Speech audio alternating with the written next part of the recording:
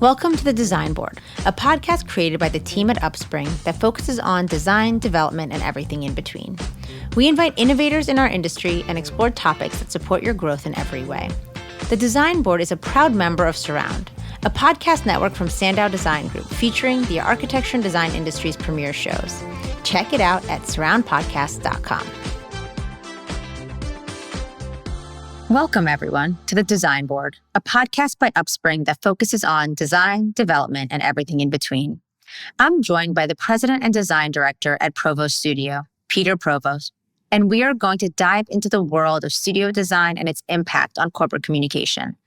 Peter has spent more than 20 years helping companies fully actualize their brands in order to meaningfully communicate their stories, values, and identities.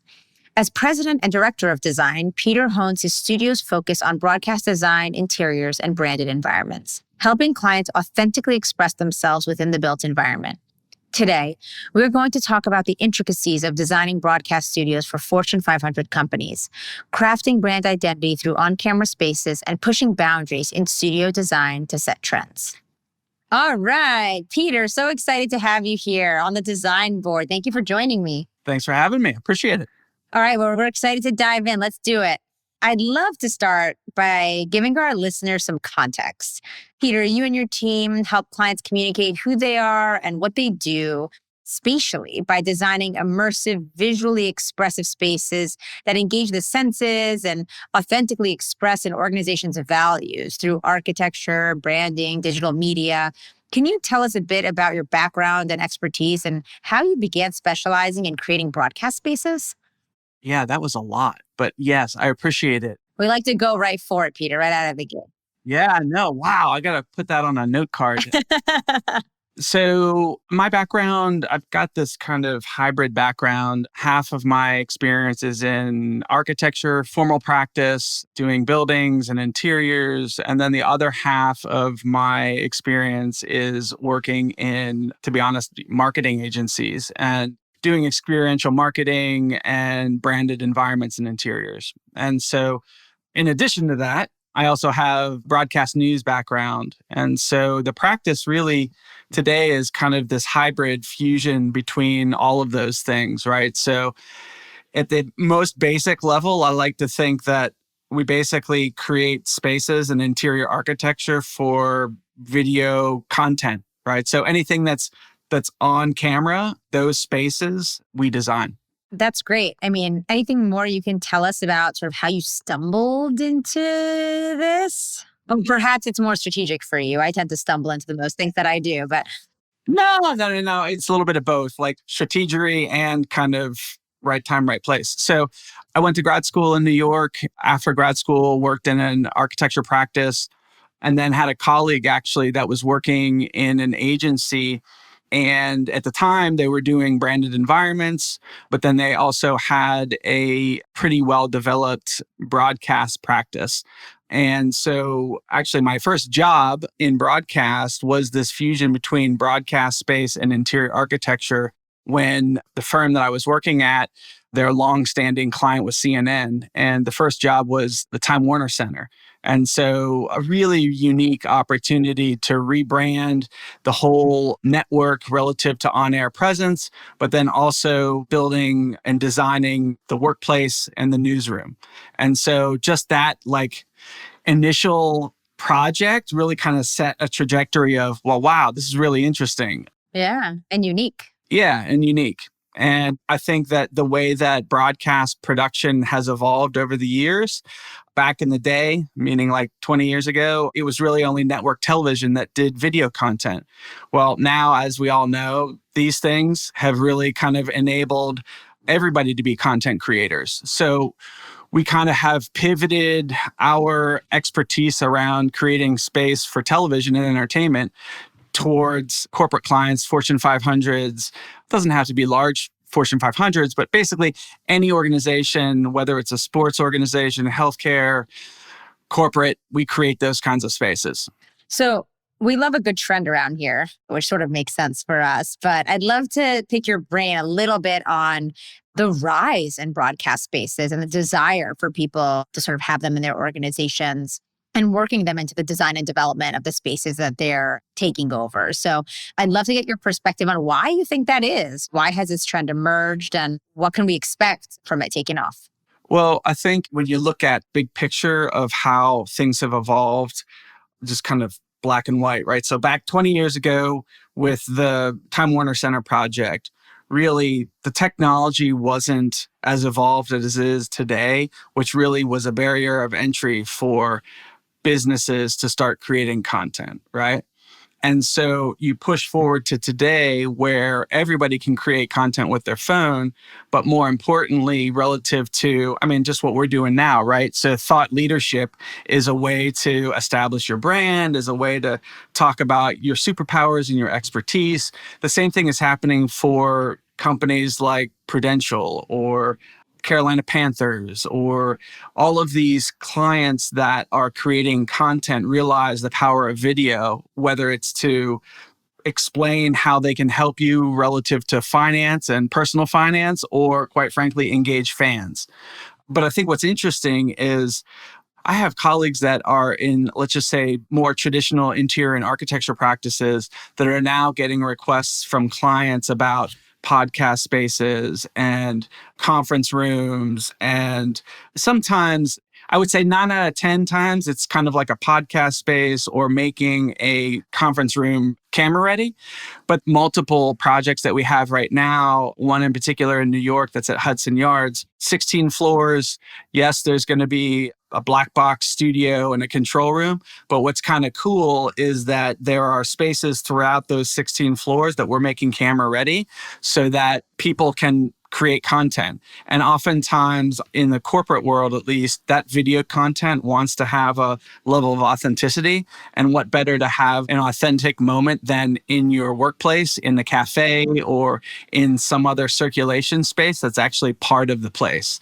So yeah, it's really evolved from commercial broadcast to broadcast studio for corporate clients. And now it's kind of evolving from inside of that studio to the workplace and having these almost like a constellation of camera ready spaces throughout the whole headquarters.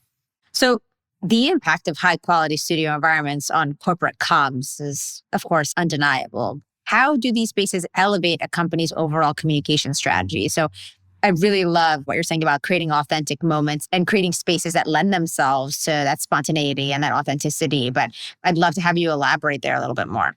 I think whenever there's an organization that's creating video content, there's often multiple departments within that organization that are responsible for video content of some kind. So it could be the marketing department relative to marketing content. It could be the communications department where maybe there's a C-suite address that happens every quarter. And then there could also be the meetings and events or facilities group creating content. And sometimes not every project are all three groups present. Not often when all three groups are present are they totally communicating in a holistic way relative to the space. So I think that as an example, every space that we have generally does more than one or two things, right? So they're using it for remote meetings and events. They're using it to do, again, a C-suite address or an earnings report. They're using it to create content for the HR department that interviews new employees about the day in the life. So I think that as content creation becomes more mainstream, we'll continue to build these studios that'll do more than just one thing. No, I think that is a really great point. I mean, they have to, right? We need to make sure that it can also be super versatile. When it comes to creating and crafting that brand identity, though, for those on-camera spaces, how do you and your team ensure that the studio environment actually reflects the brand's values and message and really falls in line, right, with their overall company ethos so that when they're recording and having a lot of those are really big company moments that are happening in these spaces, that they're really sort of reflecting that brand and it's carrying through? It's magic. No, I think that there are some things that are pretty objective about it, right? So oftentimes there will be an established brand look and feel or brand guidelines that cut across all communication channels, right? So whether it's web, whether it's print, quite frankly, it could be interior architecture. But often what happens is all of the standards or guidelines when it comes to video production aren't quite there yet. So, I mean, again, an easy, and by no means do we design spaces just with logos and colors, right? That's really not what we're talking about when we're talking about branding a space or creating a space that is authentic to the company. But at the end of the day, oftentimes there's a mismatch between the production quality of the video and the other communication channels that the brand is expressing, right? So I would say, as an example, we have Fortune 500 companies that we've worked with before that, for all practical purposes, the quality level between all of those communication channels is pretty high. But then when you start to look at a one-on-one discussion with somebody, and it kind of looks like the Between Two Ferns set, right? Where there is no personality within the space that expresses the brand. That's the moment where we come in and say, okay, hey, let's try to address this. But in particular, what makes a space unique for that brand, oftentimes obviously it's all about material relationships, and obviously it's the brand iconography. But more importantly, what we try to do is it's not just the background, but it's also how we use technology to help express the content, right? So it could be something where, whether it's a monitor, whether it's an LED wall, whether it's a touch screen, right, that engages the audience that's watching, but also engages the on-camera talent that uses that technology to help express what it is they're talking about. It kind of all technology, lighting, scenery, acoustics too, actually, are all kind of part of this design process, right? So I like to think, yes, a lot of it is what you visually see as an audience member, but there are lots of other things that kind of go into it that create a space that really works. I love that. I mean, clearly innovation is a big part of the process and what you do. I would love it if you'd be willing to share some examples about how you've pushed the boundary in studio design, and if you'll give us a peek at some recent projects you've worked on, or maybe things you're allowed to share that are in the works. Yeah. Well, I think two recent projects, actually, they're right behind me. One is commercial broadcast or finance. We just completed a new studio for Yahoo Finance in New York. And then a non-broadcast example, we just finished a video content studio for the Mayo Clinic in Minnesota. And so I think what's happening in, let's just say, what I call non-traditional broadcast or video content studio like Mayo Clinic, they're creating content within that studio for two things. One is patient care, right? At home, pre-op, post-op patient care. They're literally creating content within that studio that shows or that helps patients day one and day two of their operation. And then they're also creating content within that studio for doctor education and really kind of medical and healthcare trends. And I mean, to be honest, this isn't the first time I've said this, but 20 years ago, when I kind of started creating spaces for broadcast and broadcast television, entertainment, and video content, I really wouldn't have anticipated that an organization, whether it's the Mayo Clinic or any other, would be creating content studios to help people. And for me, that's like really unbelievably rewarding. So I think that just that as a project type is innovative in terms of creating better patient care and closer patient care and more informed patient care. And quite frankly, patient care on demand relative to what your issue is pretty interesting. The Yahoo project for Yahoo Finance, I think what makes that an interesting project is, like many organizations, taking a real estate footprint that spans multiple floors, multiple, in certain instances, multiple buildings, and consolidating that footprint into a much smaller footprint forces our work developing studios to be much more flexible. So as an example, the studio in New York for Yahoo Finance is literally kind of like a glass box within a workplace. But within that glass box, there are multiple configurations that that studio can have that create, again, multiple content opportunities within different environments.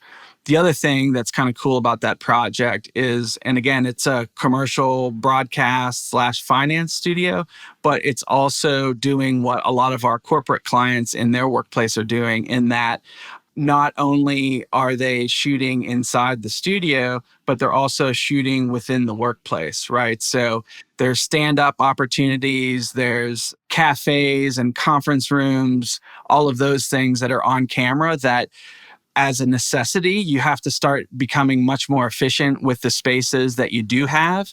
And for us, it allows us to provide and work with architects, quite frankly, to help put the infrastructure in that allows video content creation to happen, but in a, I don't say it's not invisible, the infrastructure, but at the end of the day, it's much more subtle than what it used to be, because now technology, lights are smaller, cameras are smaller, things are much more subtle than what they used to be. So, yeah, past 3 to 5 years has been really interesting to see technology and video content creation continue to emerge.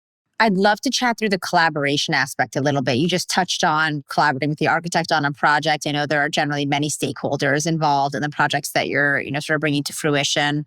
I'd love to gain some perspective on how that collaboration occurs and how really everyone comes to the table so that you can bring the magic to life. Yeah, so the collaboration happens kind of in two ways. One is, generally speaking, when there's, whether it's a ground up facility or an existing facility that requires significant renovation, there's kind of the base building architecture team, which is the architects, the engineers, the GC, the owner. And then there's the, what I call the broadcast video production team. And that's kind of spearheaded by us. And then we, in addition to that, we have our full team of consultants: scenic fabrication and installation, lighting infrastructure, on-set AV technology, as well as acoustics. And so what happens is that kind of collaboration happens from kind of one hub to the other. The broadcast video production team and the base building architecture team kind of collaborate on things like power and data runs, acoustics, because there's a lot of overlap between what that interface is between the video and broadcast production requirements and the base building infrastructure. So on a collaboration perspective, we're doing that on a daily basis. I also think that the collaboration, not only with architects, but the collaboration among our video and broadcast team happens all the time. So it's not like we're creating this space, this interior space, and then bringing the team together to discuss what it is. We're really starting, and I like to think we really have kind of an integrated design process that brings everybody together, including the architect and the base building team, at the very beginning, so that we can start to plan these things.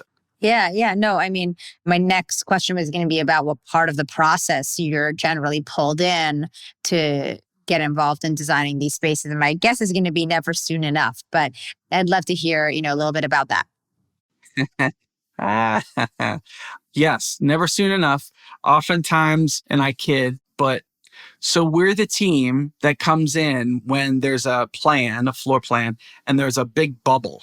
Okay, there's a big bubble around certain areas of the plan, and it says design TBD by others. Usually we're the TBD by others, right? And so the design gets to 50% CDs, and the base building engineers want to know, okay, what are your power and data requirements? What are you going to do for lighting? What are you going to do for acoustics? And generally then we're kind of coming in and playing catch up.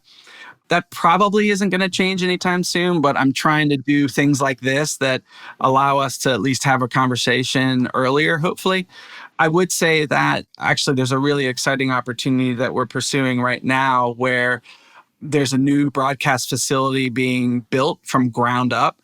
And again, if we're lucky enough to win it, we're going to be collaborating from the very beginning, even blocking and stacking relative to building planning, where it's not going to be a facility that we squeeze the broadcast and video production spaces in, but we actually start with the broadcast and video production spaces to begin with, and then really shape the building and the building spaces around the video production, which is really cool. So ideally, when clients want to do these kinds of projects, it's very much a best case scenario when we're collaborating from the very beginning. So, very beginning, never soon enough for everyone listening, but sort of when to pull Peter and the team in. Considering the dynamic nature of corporate brands, how do you ensure that the studio environments have the flexibility to adapt and evolve along with the brand's identity and messaging?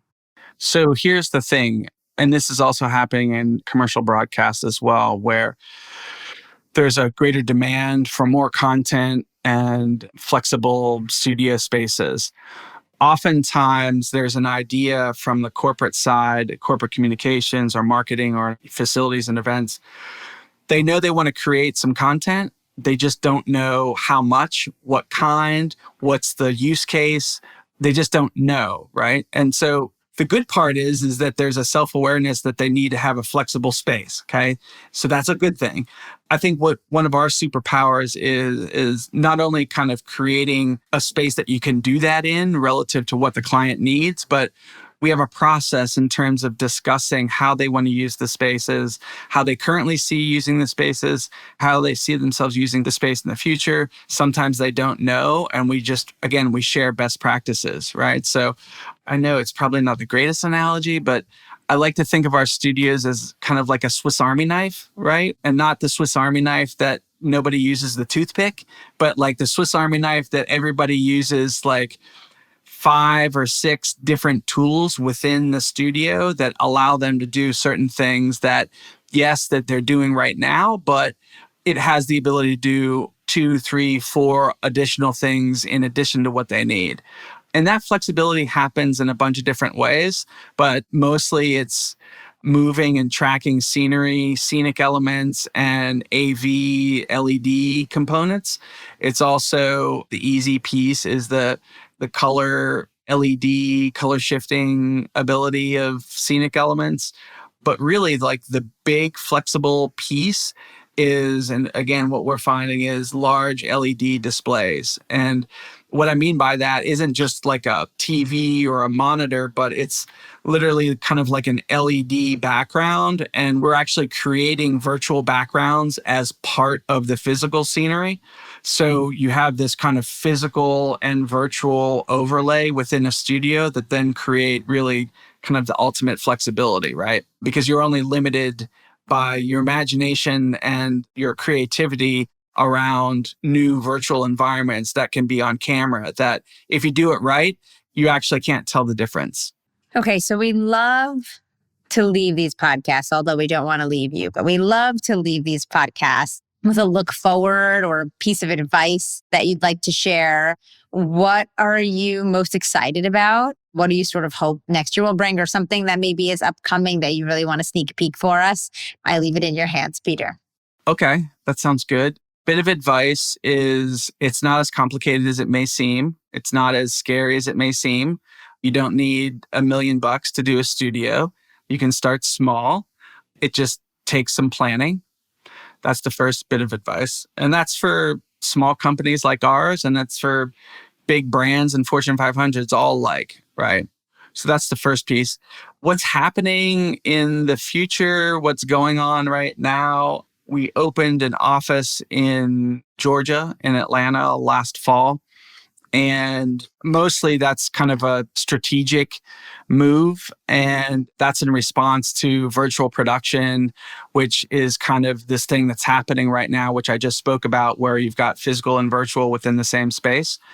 And what makes it so exciting is that, as again, you may, or the listeners may or may not know, Georgia right now is kind of experiencing a renaissance relative to film and television production. And we're kind of tangentially attached to that as a discipline. But what's really cool is we are having some of our clients, actually, we're planning 3 virtual stages right now for corporate clients. And as those requests for virtual studios increase, we're going to be doing more and more virtual environments, which basically means, yes, we're always going to be doing physical spaces, but the virtual environment on things like LED screens and LED volumes are going to become more the norm. And so our move, our push to Georgia is to really tap into the both talent that's there relative to things like Unreal Engine and virtual production, but then the tools are there as well. So what I'm talking about is green screen volumes and LED volumes. It's a really kind of exciting, creative atmosphere that I think is already kind of paying dividends for us being down there around that level of expertise and creating our own virtual production creative team. Amazing. Well, we're going to be watching and over here cheering you on. Can't wait to see what's to come. Thank you so much for your time today, Peter. I think content, I say over and over and over again, it's all about content. And you all sort of are on the front lines of giving people the opportunity to create that content in a way that's actually meaningful and can make real impact. So, I really can't wait to see sort of how this segment of the industry continues to grow, change, and evolve. I do not think it's really a trend. I actually think it's going to become a cornerstone of our industry. And we're seeing it cross over so many sectors that I really just sort of can't wait to see how that continues to change and the impact that you all continue to make. I agree. And I will be right here watching and anticipating with you. So it's kind of an exciting place to be. Yeah, for sure. For sure. All right. Well, thank you again for letting us grill you a bit. All good. And we can't wait to see what comes. All good. Thank you so much. Thank you so much for listening in with us today. We hope you leave inspired by the ideas in today's episode. For more, follow Upspring on LinkedIn and Instagram, and don't forget to check out the amazing lineup of shows brought to you by the Surround Podcast Network at surroundpodcast.com.